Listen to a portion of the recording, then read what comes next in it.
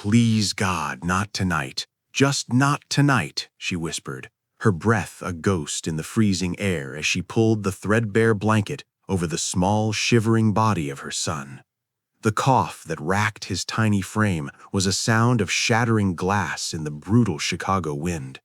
A shadow fell over them, the silhouette of a man in a coat that cost more than a car. He didn't know what drove him into that particular alley on New Year's Eve, a night of ghosts and regrets. He just knew the woman, sketching furiously in a worn notebook, as if her life depended on it, was either a madwoman or a miracle. Welcome back to Epic Narrative Tales. Grab your popcorn and enjoy this incredible story. Like a movie trailer. The wind that swept off Lake Michigan was a merciless predator. It was a thing with teeth, a razor-wire whip that sliced through layers of clothing and left a cold that felt like a judgment. For Jemima Jackson, huddled in the relative shelter of a brick alleyway off Wabash Avenue, it was a constant, physical reminder of her own precariousness. She wrapped her arms tighter around her 6-year-old son, Leo, trying to shield him from the worst of it with the inadequate armor of her own body. "It's okay, baby," she whispered, her lips chapped and cold. "We're just resting for a minute. We'll find a warm place soon." It was a lie, and they both knew it. It was New Year's Eve. The shelters were full, the churches overflowing. They had been turned away from the last one an hour ago. Now there was just the street, a concrete purgatory between a year of failures and a future she couldn't bear to imagine. Leo coughed again, a dry, rattling sound from deep in his chest that terrified her more than the cold. His fever was getting worse. She could feel the heat of it even through his thin jacket. She closed her eyes, and her spirit retreated to the one place it could still find refuge, a prayer. "Lord, I'm not asking for a miracle," she prayed, the words a silent, desperate plea. "I'm not asking for a mansion or a feast. I'm just asking for a place, a warm, safe place for my boy. Please, don't let him suffer for my mistakes." Miles above her, in the sterile silence of a penthouse that pierced the Chicago skyline, Arthur Sterling was surrounded by a different kind of cold. It was the profound, suffocating chill of a man who had everything and felt nothing. From his floor-to-ceiling windows, the city was a glittering circuit board, a meaningless, predictable pattern of lights. Tonight, the world was celebrating, popping champagne, making promises. He was just watching. He ran a hand over his face, the ghosts of his own New Year's Eves mocking him, the ghost of his wife, gone 5 years now, the ghost of his biggest professional failure, a decade old but still as fresh as an open wound, a brilliant young startup he refused to back because he'd misjudged its founder's potential, a mistake that had cost him billions, and worse, had shattered his faith in his own legendary gut instinct. He was a king in a castle of clouds, utterly disconnected from the world he supposedly ruled. He was sick of the silence, sick of the ghosts, sick of himself. On a sudden, inexplicable impulse, he walked to his closet, past the rows of bespoke suits, and pulled out a simple, heavy wool coat, the kind his father used to wear. He didn't call his driver. He just took the private elevator down to the ground floor and stepped out into the brutal, unforgiving honesty of the Chicago wind. He didn't know where he was going. He just walked, a man searching for something real in a world of illusions. He walked past the jubilant, laughing crowds on Michigan Avenue, their joy a foreign language he could no longer speak. He turned a corner, away from the glittering, soulless heart of the city, and walked directly toward the alley where a young mother's prayer was about to be answered in the most terrifying and unexpected way imaginable. The alley was a canyon of urban neglect, a forgotten space between the glittering facades of the city. Arthur Sterling turned into it, not out of any conscious decision, but as if guided by an invisible current. The wind howled a mournful symphony through the narrow passage. And it was here, in the deep frigid shadows, that he saw them. A woman and a child, huddled together against a dumpster, wrapped in a single threadbare blanket. They were a portrait of absolute desperation, a scene so raw and biblical it stopped him in his tracks. His first instinct, the conditioned reflex of a man of his stature, was one of guilt and detachment. He reached into his coat, his fingers searching for the reassuring thickness of his wallet.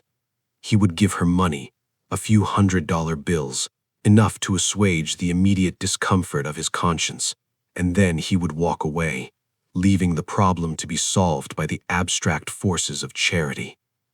He took a step closer, the crunch of his expensive leather shoes on the gritty frozen pavement unnaturally loud in the silence. The woman looked up, her eyes wide with the primal defensive fear of a cornered animal. And he saw her face. It was a face of stunning, quiet dignity, her features beautiful even when etched with exhaustion and fear. He saw the fierce, protective love in her eyes as she pulled the child closer to her. "We're not bothering anyone," she said, her voice a low, trembling thing, but laced with a core of steel. "We'll be gone in a minute." Arthur's hand froze in his pocket. He was about to speak, to offer the sterile, transactional charity he had planned, when he saw what she was holding. It was a cheap, spiral-bound notebook, its pages warped and softened by moisture, and in her other hand she held a small, stubby pencil, which she was clutching with fingers that were blue with cold. Even as he had approached, even in this moment of terror, she had been sketching, her movements furious, desperate, as if she were trying to draw her way out of the darkness. His gaze fell to the open page of the notebook, and what he saw made his breath catch in his throat. It was not a doodle. It was not a random scrawl. It was a design, a brilliant, innovative, and impossibly elegant concept for a child's prosthetic limb. It was rendered with a skill and an understanding of both form and function that was breathtaking. The lines were fluid, the annotations precise. It was a design that was not just functional, but beautiful, empathetic, and imbued with a sense of childlike wonder. It was a design that could change lives. He was not looking at a homeless woman.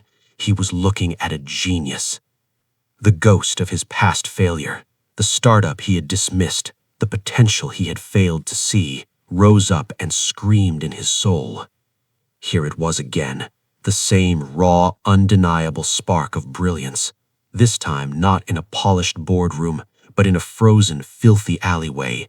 This was her potential. This was the fire she was protecting in the middle of the storm. At that moment, the child, Leo, was seized by a violent, racking cough. It was a deep, wet, ugly sound that spoke of a sickness that had taken root.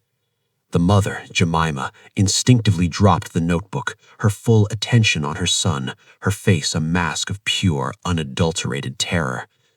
"It's okay, Leo. Baby, it's okay," she soothed, her voice breaking. "Mama's here." The notebook fell open on the grimy pavement. Arthur knelt, his expensive wool coat brushing against the frozen ground, and picked it up. He flipped through the pages. They were filled with dozens of designs, each one more brilliant than the last. Designs for adaptive toys, for ergonomic living aids, for beautiful, accessible public spaces. It was a manifesto of empathy, a blueprint for a better, kinder world, all created in the margins of a life of unimaginable hardship. This was not a moment for charity. He knew with a certainty that felt like a divine command that handing this woman a few $100s would be the greatest sin of his life. It would be a dismissal not just of her, but of the incredible God-given gift she possessed. He stood up, his mind racing, a wild, chaotic, and terrifying plan beginning to form. He was being tested.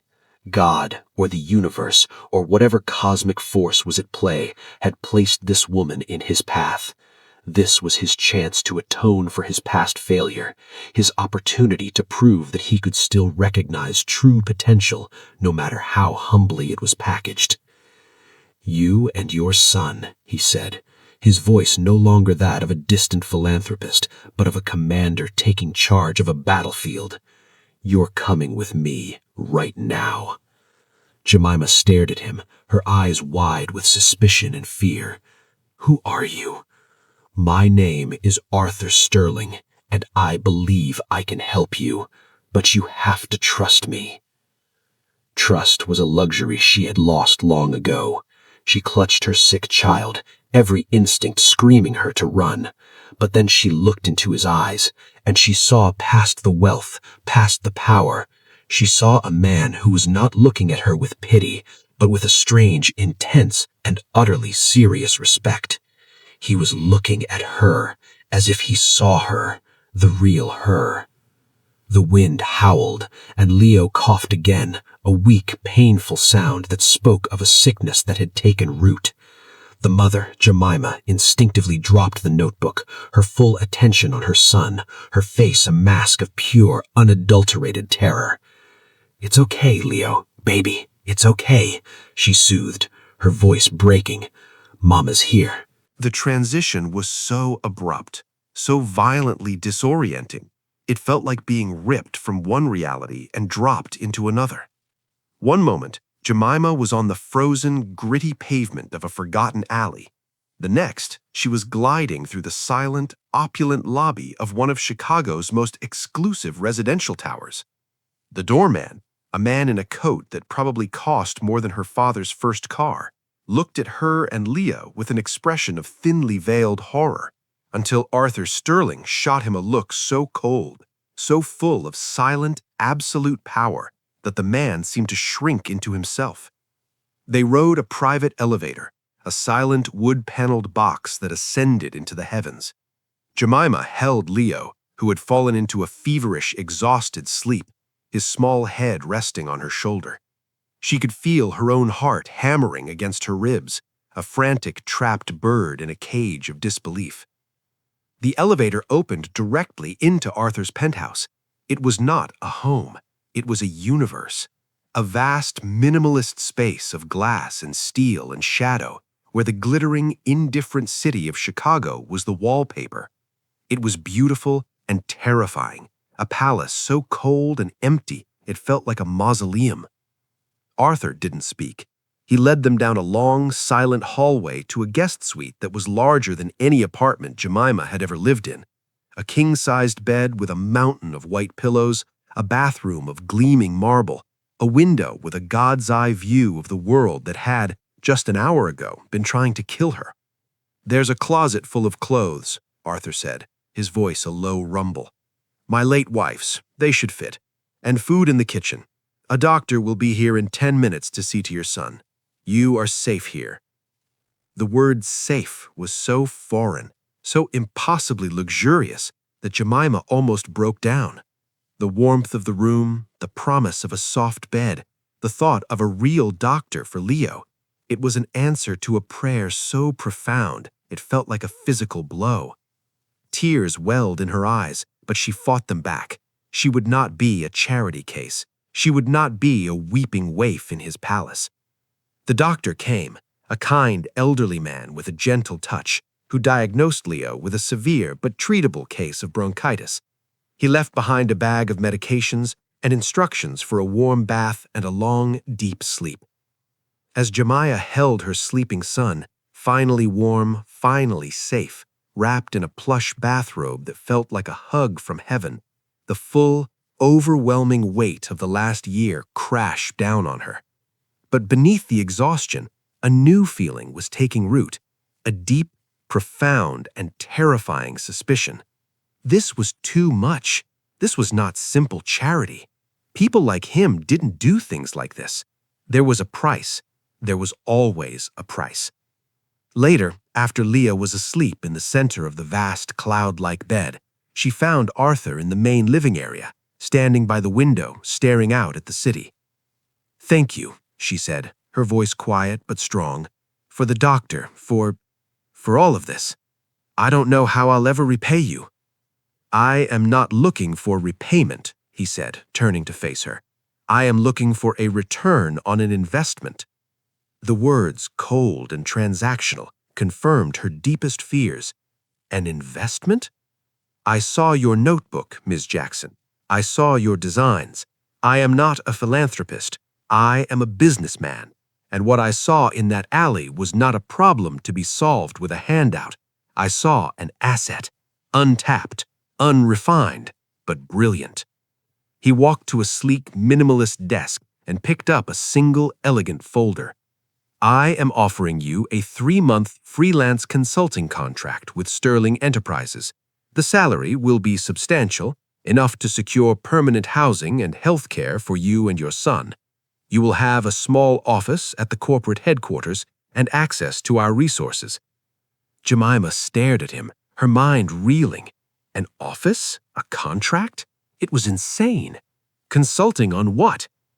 On a problem, he said.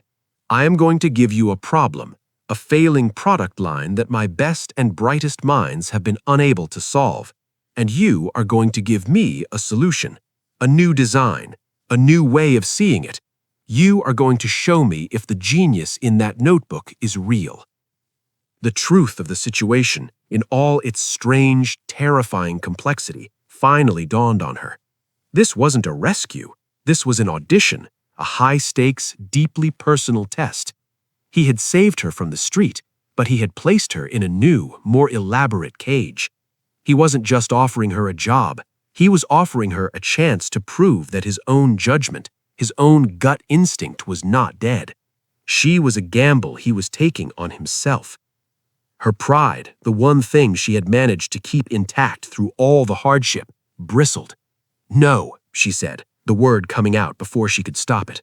I don't need your charity, Mr. Sterling. I appreciate your help, but I will not be your pet project. This is not charity, he countered, his voice sharp. Charity is giving a hungry woman a fish. I am offering you a high-tech fishing pole and a seat on the board of the company that makes the lake. All you have to do is prove you know how to fish. He slid the contract across the table. The salary figure written on it was a number so large it seemed fictional. It was a number that could change everything. It was a number that could give her son a future. She looked from the contract to the closed door of the bedroom where her child was sleeping, finally warm, finally safe, wrapped in a plush bathrobe that felt like a hug from heaven. The full, overwhelming weight of the last year crashed down on her. But beneath the exhaustion, a new feeling was taking root, a deep, profound, and terrifying suspicion. This was too much. This was not simple charity. People like him didn't do things like this. There was a price. There was always a price. Jemima's first day at Sterling Enterprises felt less like a new beginning and more like an alien abduction. Arthur sent a private car for her, and she was dropped off in front of a towering skyscraper of black glass and steel that seemed to pierce the cold Chicago sky. The lobby was a cathedral of corporate power, a cavernous space of polished marble and hushed, intimidating silence. People in sharp, expensive suits moved with a brisk, predatory grace, their gazes flicking over Jemima's simple, borrowed clothes with expressions ranging from mild curiosity to outright disdain. She was an anomaly, a glitch in their perfectly curated, high-stakes world. She was met by Arthur's executive assistant, a woman who introduced herself as Miss Albright and who looked at Jemima as if she were a particularly baffling species of insect. Miss Albright led her to a small, windowless office, a glorified cubicle with a door, and left her with a single thick file. Mr. Sterling has instructed me to give you this, Miss Albright said, her voice dripping with a disapproval so potent it was practically a perfume. He said you'll know what to do with it. Jemima opened the file. Inside were the schematics, marketing reports, and sales figures for the Nightingale, a high-tech advanced baby monitor. It had been Sterling Enterprises' biggest, most expensive flop in a decade. Despite being packed with cutting-edge technology, biometric sensors, sleep pattern analysis, and AI that was supposed to predict a baby's needs, it had been a commercial disaster. Parents found it cold, intimidating, and overly clinical. It was a product designed by engineers who understood technology, but had absolutely no understanding of the human heart. This was her problem, her impossible task, to find the soul in the machine. For the first few days, she was a ghost in the corporate machine. She kept her head down, studying the Nightingale file with a ferocious intensity. The other employees in her department, a sleek, modern, open-plan space, treated her with a toxic mix of suspicion and scorn. Whispers followed her down the hallway. "Did you hear? He found her on the street. She's his charity case. It's some kind of PR stunt." The undisputed king of this department and the chief architect of the Nightingale's failure was a senior executive named Marcus Thorne. He was a man in his 40s with a practiced, easy smile that never reached his cold, calculating eyes. He had been a rising star, Arthur Sterling's protege, until the Nightingale disaster had tarnished his golden reputation. He saw Jemima not as a colleague, but as a walking, breathing indictment of his own failure, a bizarre personal insult from the CEO, and he was determined to see her fail. He made his move at the end of her first week. He cornered her by the coffee machine, his smile a predatory baring of teeth. "Jemima, isn't it?" he said, his voice oozing a false paternal warmth. "Marcus Thorne. I just want you to know we are all so intrigued to have you with us." "Thank you," Jemima said, her voice quiet but steady. She would not be intimidated. "Mr. Sterling has always been a man of eccentricities," Marcus continued, lowering his voice conspiratorially. "But this little project of his is a new one even for him. Look, I know you're in over your head. This is a complex, multi-million-dollar product line. Let my team handle the heavy lifting. You can provide some big-picture ideas, and we'll take care of the rest. I'll make sure you look good." It was a power play disguised as an offer of help. He was trying to absorb her, to neutralize her, to make her a footnote on his own eventual success. He was offering her an easy way out, a chance to be a token, a mascot. Jemima looked at him, and in his cold, ambitious eyes, she saw the same transactional spirit she had seen in Arthur, but without any of his underlying complexity.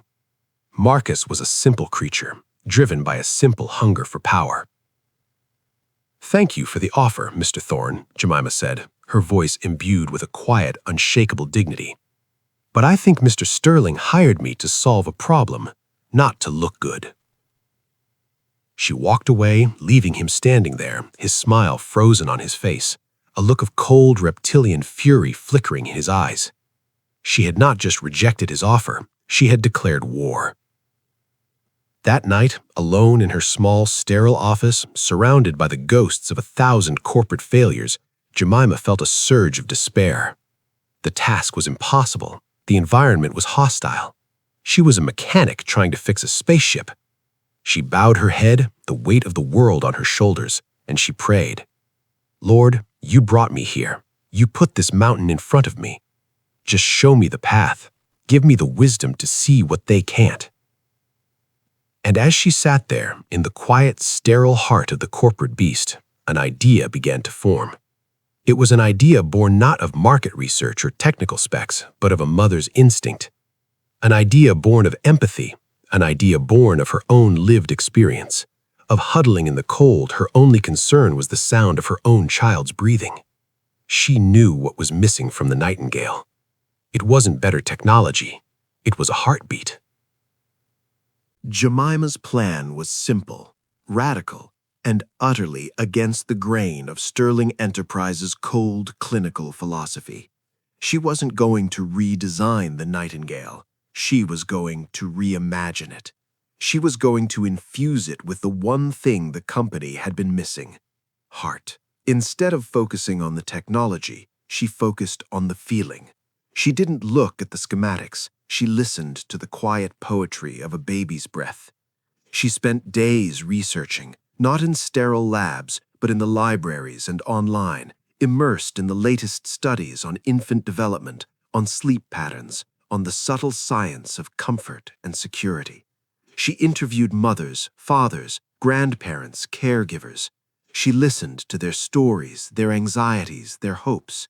She listened to the tiny sounds of babies, the way they gurgled, cooed, cried, and she understood the hidden language of a parent's love. She remembered her own mother, the way she had hummed lullabies. She remembered the warmth of her touch, the security in her arms. She was an engineer of empathy, her creative process powered by a profound and intuitive understanding of the human heart. And as she worked, a revolution began to take shape on her drawing board. Her redesign of the Nightingale was not an iterative update, it was a complete transformation. She replaced the cold clinical plastic with soft organic materials designed to soothe and comfort. She incorporated a soundscape of nature sounds and a heartbeat simulator designed to mimic the feeling of being in the womb. She created a user interface that was simple, intuitive, and focused on the parent's needs, not on the technological bells and whistles. She designed the monitor not as a machine, but as a companion, a digital surrogate for a loving, watchful parent. It was brilliant, it was groundbreaking, and, most importantly, it was profoundly human. One evening, she decided to present her ideas directly to Arthur. She had been working late, fueled by coffee and a desperate need to believe she was not failing. She knocked on his office door, bracing herself for another icy reception from Ms. Albright, but to her surprise, the woman simply waved her in. Arthur was standing by his window looking out at the city. He turned to face her, and his expression was unreadable. She could see the tiredness etched on his face, but also a flicker of something she couldn't quite name.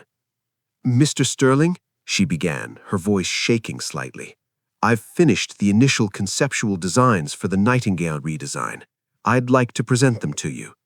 He gestured to a large conference table where a series of sketches and prototypes were laid out. She began to explain her vision, her voice gaining confidence as she spoke. She described her approach, her research, her vision of a monitor that would comfort and protect, not just monitor.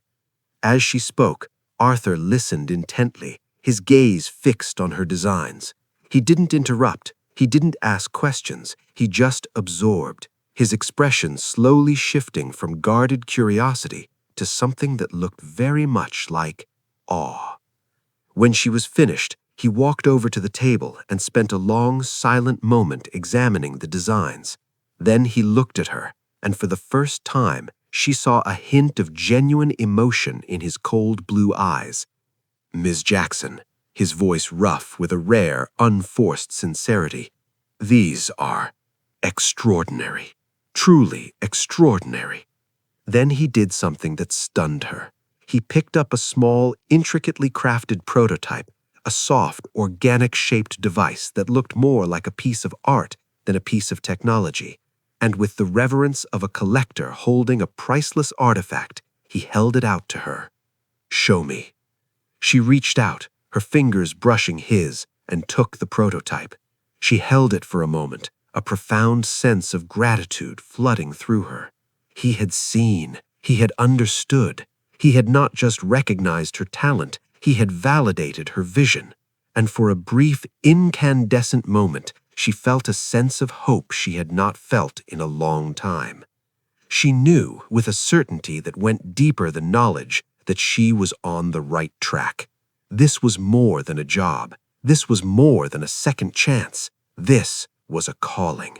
The only thing now that remained was to hope she could make a difference. From a cold Chicago alley to the heart of a billion-dollar empire, when someone truly sees your potential, the world can change in an instant. But sometimes, the hardest part is trusting the person who sees you. If you've ever felt seen, if you've ever taken a leap of faith into the unknown, then subscribe to Epic Narrative Tales and let's explore the power of trust and truth together. The weeks that followed were a whirlwind of creative energy.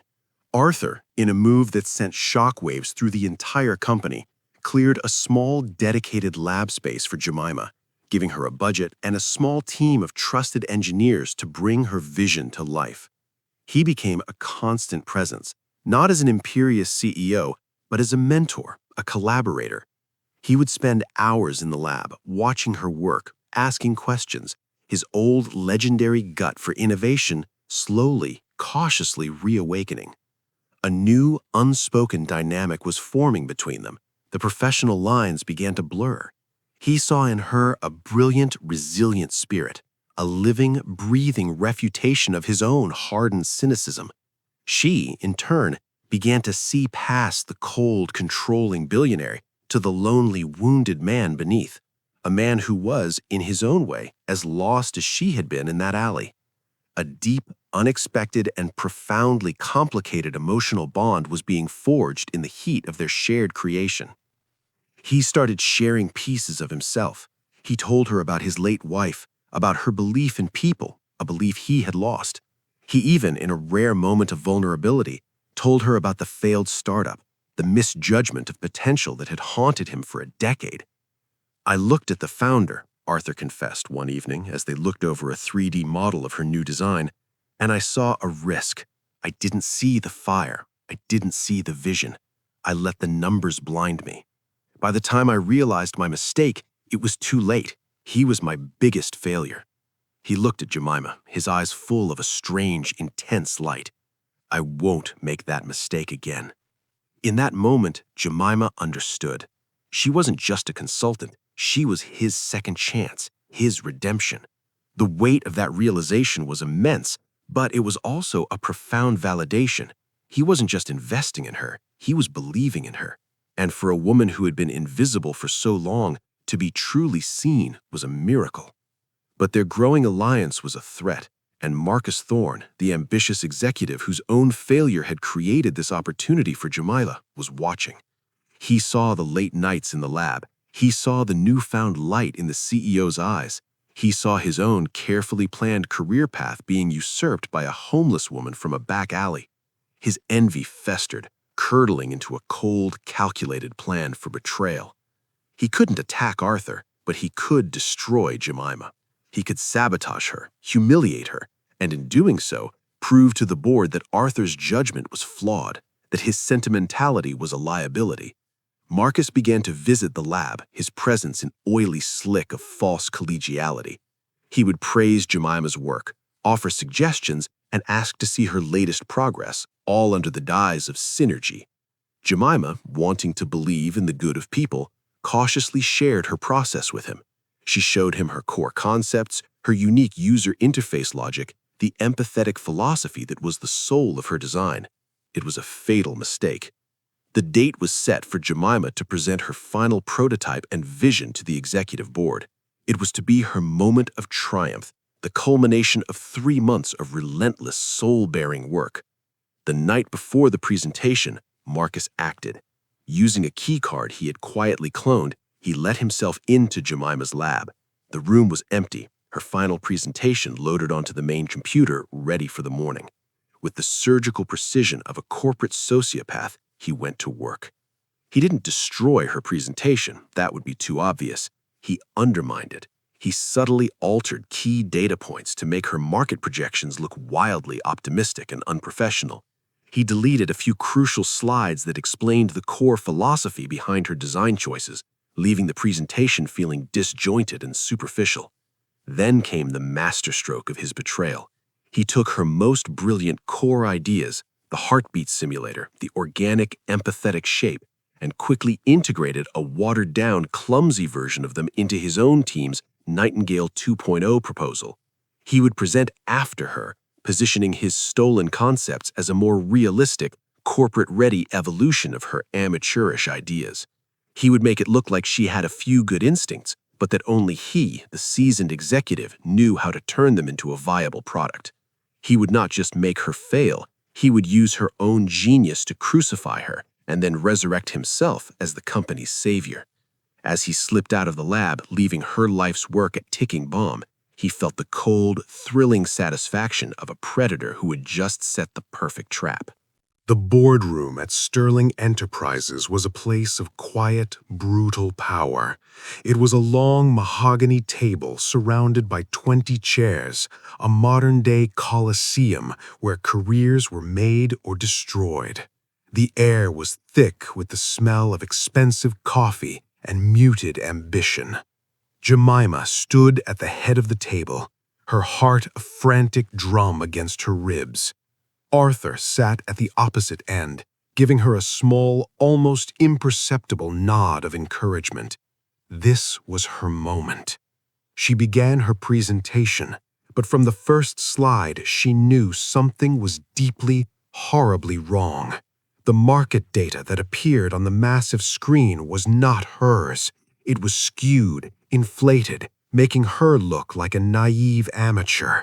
She faltered, her voice catching for a second as she tried to comprehend what she was seeing. She glanced at the faces of the board members, stern, unimpressed men and women in dark suits. They were already beginning to exchange skeptical looks. She pushed on, trying to recover, moving to the slides that were the heart of her presentation, the ones that explained the empathetic why behind her design. But they were gone. Her narrative, the soul of her project, had been surgically removed, leaving only a disjointed collection of features without a core philosophy. Her presentation, which had been so powerful and cohesive just last night, now felt like the ramblings of a well-intentioned but clueless outsider. Panic, cold and slick, began to rise in her throat. She looked at Marcus Thorne, who was sitting along the side of the room, his face a mask of polite, concerned interest. But in his eyes she saw it, a flicker of cold, reptilian triumph. He had done this. He had gutted her work, leaving a hollowed-out carcass for the corporate lions to devour. She stumbled through the rest of the slides, her words feeling like ashes in her mouth. When she finished, the silence in the room was deafening. It was the silence of a swift and brutal execution. One of the board members, a man with a permanently sour expression, finally spoke.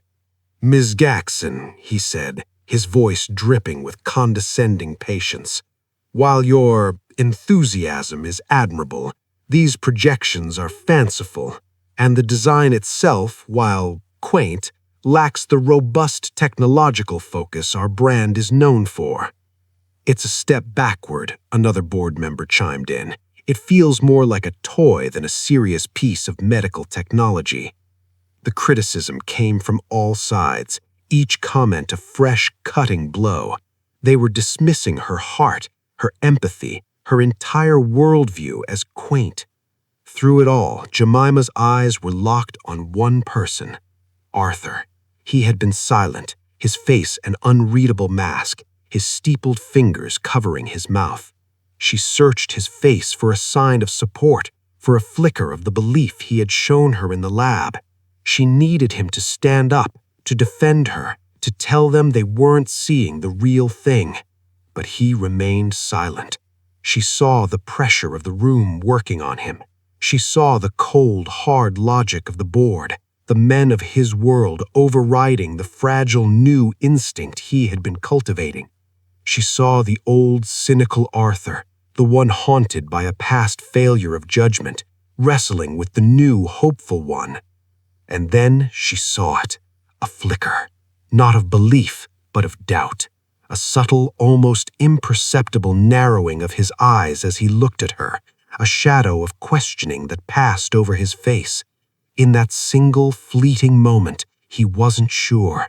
He was wondering if his board was right. He was wondering if he had made the same mistake again, if he had let sentimentality blind him to the obvious flaws they were all seeing. That flicker of doubt was more painful than all the board's harsh words combined. It was a betrayal not of her work, but of her spirit. He had told her he wouldn't make the same mistake again, but here, in the crucible of the boardroom, under the pressure of his peers, his faith in her had wavered. At that moment, Marcus Thorne chose to strike. "If I may, Mr. Sterling," he said, his voice smooth and confident, "perhaps my team can offer a more pragmatic approach." He began his presentation, and there they were, her ideas, stolen, twisted, and stripped of all their soul. He presented the Nightingale 2.0, a cold corporate version of her design. He spoke of a bioempathetic soundscape and a haptic comfort shell, her heartbeat simulator, and her organic shape, now rendered in clinical, soulless marketing jargon. The board was impressed. They nodded. They saw a familiar, profitable path. Jemima didn't hear the rest of the presentation. She was looking at Arthur, who was watching Marcus's presentation with a dawning, horrified comprehension. He was beginning to see the betrayal, but it was too late. His moment of doubt, his flicker of disbelief had already done its damage. It had shattered the fragile, sacred trust they had built. She had survived the cold of the streets, the pangs of hunger, the terror of homelessness. But this public humiliation, this betrayal by the one person she had finally, foolishly allowed herself to trust, it was a cold that reached her very soul. She felt the spirit that had carried her through the darkest of times finally begin to break. Jemima didn't wait for the meeting to end. As Marcus Thorne was basking in the board's approval, she did the one thing she had left to her. She walked away. She didn't make a sound. She simply pushed her chair back, turned, and walked out of the boardroom, her head held high, her back straight. Her exit was a silent, powerful indictment that left a more profound impression than any shouted accusation could have. She went back to her small, windowless office. Her hands were trembling, but her mind was a sea of cold, hard clarity. She had been a fool. She had allowed herself to believe in a fairy tale, to believe that the rules of his world could be bent for someone like her. She had mistaken his investment in his own redemption for a genuine belief in her. That flicker of doubt in his eyes had told her everything she needed to know. When it mattered most, when his world and her world had collided, he had chosen his. She would not be his project. She would not be his redemption, and she would not be his failure. She packed her few personal belongings into a small box, the notebook filled with her original designs, a picture of her parents, the small fixed wooden horse that Harry had given Wendy, which she now kept as a reminder of a kindness that felt like a cruel joke. She wrote a short, simple email to Arthur Sterling. Subject, resignation. Mr. Sterling, thank you for the opportunity. I am hereby terminating our consulting agreement, effective immediately. Sincerely, Jemima Jackson. She hit send, and with it, severed the last tie to this world of glass and steel. She took the elevator down, walked out of the building, and never looked back. She would take Leo, and they would go. She had survived before him, and by God's grace she would survive after him. She would choose the harsh, honest dignity of poverty over the gilded, soul-crushing humiliation of his world. Back in the boardroom, Arthur was barely breathing. The meeting had ended, the board members patting Marcus on the back, but Arthur saw it all now. He saw the subtle theft, the brilliant, insidious sabotage. He saw the cold, triumphant smirk on Marcus's face, and most of all, he saw the empty chair where Jemima had been sitting. He returned to his office, his heart a block of ice in his chest. The notification of her email was on his screen. He read the two stark final sentences, and the full, catastrophic weight of what had just happened crashed down on him. He had failed. Again. He had been given a second chance, a divine opportunity to prove he had learned his lesson, and in the critical moment, he had faltered. That flicker of doubt, that single cowardly moment of indecision, had cost him everything. He hadn't just lost a brilliant designer, he had betrayed a soul he was beginning to realize he couldn't live without. The ghosts of his past were laughing at him. He was a man at a precipice. He could let her go. He could accept Marcus's stolen, profitable design, cut his losses, and retreat back into the cold, empty safety of his wealth. It would be the smart, logical, business-savvy choice. His board would approve. His company would profit. His life would go back to its silent, hollow routine. Or he could choose her. He could choose to ignite a firestorm. He could choose to destroy a senior executive's career, defy his entire board of directors, and potentially throw his company into chaos, all to champion a woman the world saw as a nobody. It was a choice between his empire and his soul. He looked around his vast, empty office at the trappings of a life that suddenly felt like a prison. He thought of her face alight with passion in the lab. He thought of her quiet, unshakable faith. He thought of her kneeling in a frozen alley, her body a shield for her son. What was the point of owning the entire world if you had to live in it alone? His decision was made. It was not a business decision. It was an act of faith. He buzzed his assistant. "Ms. Albright," he said, his voice a low, dangerous command. "Get me the security footage from Ms. Jackson's lab for the last 24 hours, and then call an emergency meeting of the board for tomorrow morning. Tell them the future of the company is on the line." The emergency board meeting was a cauldron of tension.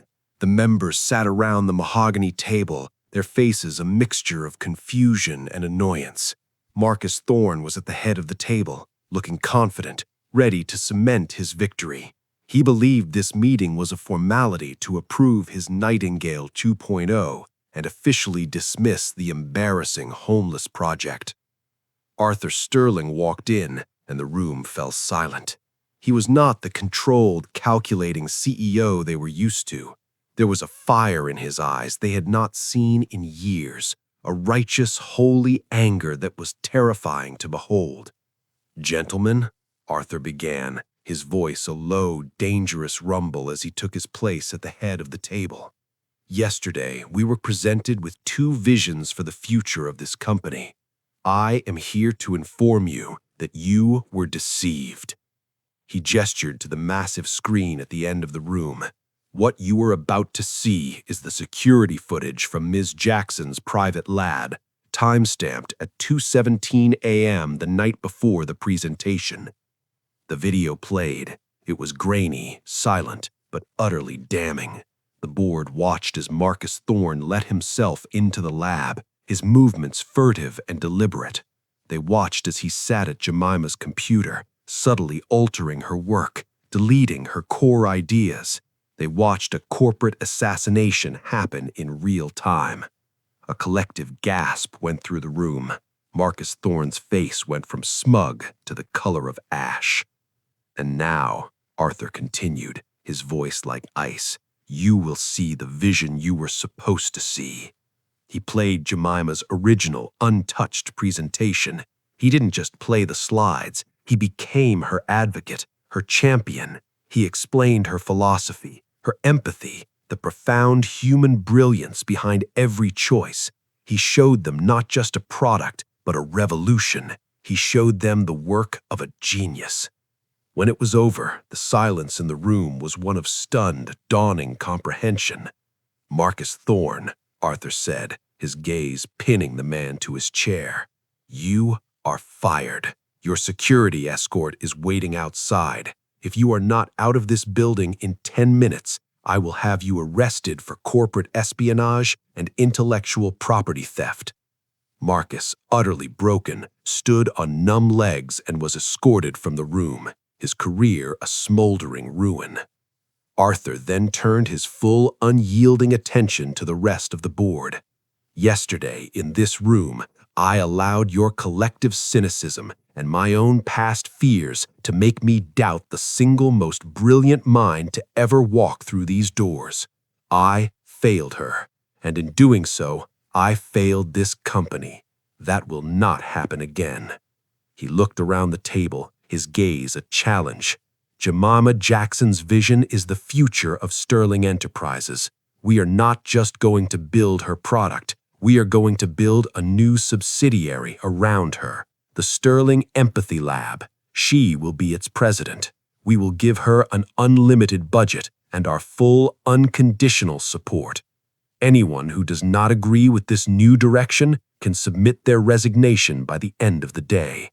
No one moved. No one spoke. They had just witnessed the resurrection of the legendary, visionary Arthur Sterling they had only ever heard stories about. But his public victory was hollow without a private one. He left the stunned boardroom and drove, not to the penthouse, but to the one place he prayed he could find her, the small church where she volunteered. He found her in the quiet, empty sanctuary, sitting in a back pew, her head bowed in prayer. She looked up as he approached, her eyes wary, her face a mask of quiet, dignified pain. He didn't sit next to her. He stood in the aisle, a humble supplicant. "They know the truth," he said softly. "Marcus is gone. The board has approved your project, unanimously." She gave a small, sad nod, but the pain in her eyes didn't lessen. "That was for the company. That was for your legacy." "No," he said, his voice thick with an emotion he no longer tried to hide. "It was for you." He took a hesitant step closer. "Jemima, what I did in that room, my moment of doubt, it was unforgivable. I was given a test, a chance to prove I had changed, and I failed. I broke my own faith in myself, and I broke yours in me." He looked around the quiet, holy space. "I came into your life pretending to be a broken man, and I learned that I truly am one. But you have the strongest spirit, the most brilliant mind, and the most forgiving heart I have ever known. I didn't just see your potential, Jemima. I saw my own salvation." He finally looked her in the eye, his soul-deep plea laid bare. "I am not offering you a job. I am not offering you a contract. I am begging you for a second chance, a chance to build something real, not just a company, but a life, with you, with Leo." Tears streamed down her face, but they were not tears of sadness. They were tears of a dam breaking, of a faith being rewarded in a way she had never dared to imagine. She had prayed for a warm, safe place. She had never known that place wasn't a building. It was a home in another person's heart. She stood up, and in the quiet, holy silence of the sanctuary, she closed the distance between them and took his hand. It was an answer. It was forgiveness. It was a new beginning. On New Year's Eve, 1 year later, they stood together on the balcony of the penthouse. The city glittered below them, a sea of infinite, beautiful lights.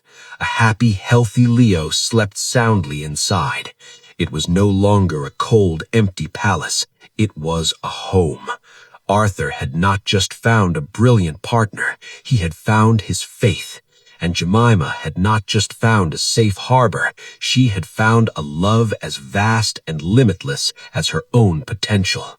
It was a New Year's Eve not of ghosts and regrets, but of a miracle, born in a cold, dark alley, and finally, home. A prayer answered, a soul redeemed, a family born. This is the kind of story that reminds us that miracles don't always come with the sound of trumpets. Sometimes they arrive silently on a cold winter's night in the heart of a person who refuses to give up. If you believe in the power of second chances, if you believe that everyone's true potential deserves to be seen, then your subscription tells us that these stories matter. It's a vote for hope. Don't let it go unheard.